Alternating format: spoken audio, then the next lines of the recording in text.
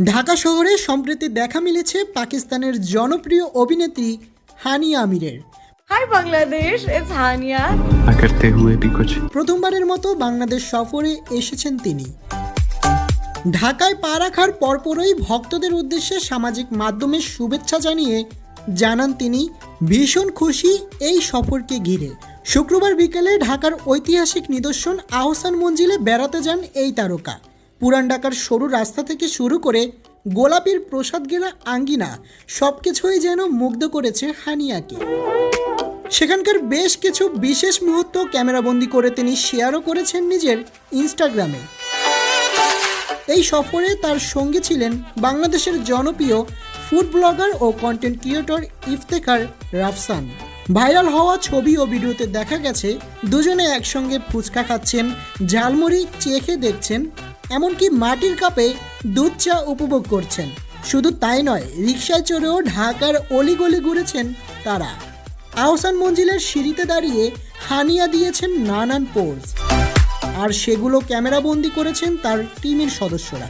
পরে অন্য ইনফ্লুয়েন্সার ও অতিথিদের সঙ্গে একটি গ্রুপ সেলফিও তোলেন তিনি। তবে এখানেই শেষ নয়, ঢাকার ব্যস্ত দিনগুলোর মাঝেও হানিয়া সময় দেবেন বিশেষ কিছু আয়োজনে। শনিবার 20 সেপ্টেম্বর সন্ধ্যায় বিলাসবহুল সেরাটন হোটেলে একটি অনুষ্ঠানে অতিথি হিসেবে উপস্থিত হওয়ার কথা রয়েছে তার। আয়োজক সূত্রে জানা গেছে বাংলাদেশের ভক্তদের কাছ থেকে সরাসরি ভালোবাসা পাওয়ার জন্যই এই সুযোগকে তিনি নিজের ক্যারিয়ারের অন্যতম স্মরণীয় অভিজ্ঞতা হিসেবে দেখতে চান। এরপর 21 সেপ্টেম্বর অনুষ্ঠিত হবে সানসিল্কের আয়োজিত এক্সক্লুসিভ ফটোশ্যুট। সেখানে হানিয়াকে দেখা যাবে ব্র্যান্ড অ্যাম্বাসেডর হিসেবে। এর পরপরই তিনি দেশে ফিরে যাবেন। কিন্তু এই সফর ঘিরে যতটা উচ্ছ্বাস তৈরি হয়েছে, ততটা আলোচনা আর ট্রল চলছে সামাজিক মাধ্যমে।